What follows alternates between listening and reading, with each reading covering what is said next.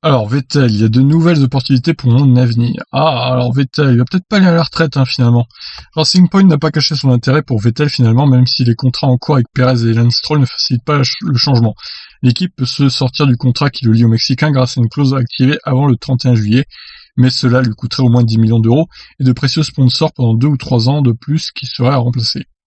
Vettel semble lui avoir repris confiance quant au fait qu'il pourra rester en Formule 1 en 2021. Oui, c'est assez excitant de voir toutes ces spéculations à mon sujet, et je suis un peu plus serein qu'il y a 15 jours. Il y a de nouvelles opportunités, je ne sais pas vraiment ce que je vais faire, mais si je décide de rester, je veux gagner. Et nous savons tous dans quelle voiture il faut être pour gagner en ce moment.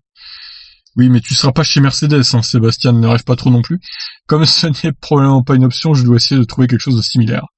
Oh là là, de similaire, et oui. La Racing Point RP20 est une option similaire si on souhaite ironiser sur le fait qu'il s'agit d'une copie de la Mercedes W10 du passé. C'est vous qui le dites, répond Vettel, qui ne nie pas non plus qu'il accepterait un baquet chez Red Bull et Honda également, aux côtés de Verstappen. Il faut battre tout le monde pour gagner, y compris son équipier. Et lorsqu'on lui demande si finalement ce n'est pas plus mal qu'il ne soit pas conservé par Ferrari à la lumière des performances actuelles, Vettel répond par un négatif. Non, je voulais vraiment rester, même si je connaissais les difficultés après les essais hivernaux. Je suis cependant un professionnel et je dois accepter la décision. Bien entendu, j'aurais voulu décrocher un titre avec Ferrari, mais je n'ai pas pu le faire, il n'empêche que nous avons passé de bons moments ensemble. De bons moments ensemble, ouais. Si, oui, c'est vrai, ils ont passé de bons moments ensemble, mais de pas très très bons moments aussi, il faut quand même l'avouer. Bon, bah écoutez, pour moi, je pense que Vettel va finir par aller chez Racing Point l'année prochaine. Je pense que ça va se finir comme ça. Par contre, attention à Racing Point, parce que comme ils disent, oui, ils vont perdre pas mal de sous des sponsors de Perez. Des sous qu'il va falloir en plus il va falloir payer Vettel parce qu'il va être plus cher que Perez quand même Vettel même si en ce moment il est pas dingue niveau performance, il a quand même 4 titres.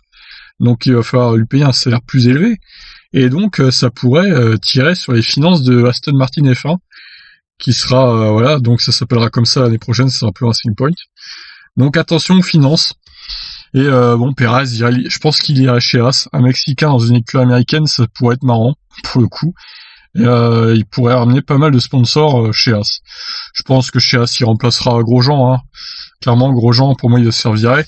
Et je pense que Grosjean, il retrouvera pas de baquet par contre, parce que ses performances en ce moment font que c'est pas un pilote que tout le monde veut s'arracher, il faut le reconnaître.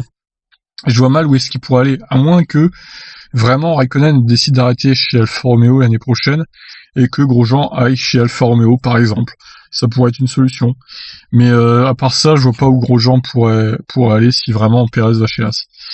Voilà, bah écoutez, on suivra ça de près en tout cas. Donc je vois que il y a une clause activée avant le 31 juillet, donc peut-être qu'on aura une potentielle actu sur ce transfert d'ici le 31 juillet. Ça reste à voir. Est-ce qu'ils communiqueront pas? Nous verrons bien. Allez, je vous laisse réagir. Qu'en pensez-vous? Est-ce que Vettel va aller chez Racing Point ou pas? Ciao.